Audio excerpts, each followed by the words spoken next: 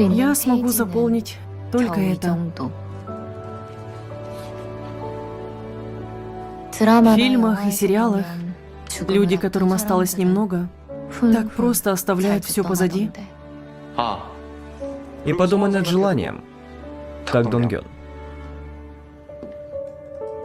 У меня нет ни денег, ни мечты, ни любимого. Будь у меня 10 лет, я бы пожелала денег, мечту и даже любовь. Но у меня только 100 дней. Тогда вместо тебя умрет кто-то другой. Человек, которого ты больше всего любишь. Меня ждет жизнь, не лучше самой смерти. Ты же хотела, чтобы настал конец света.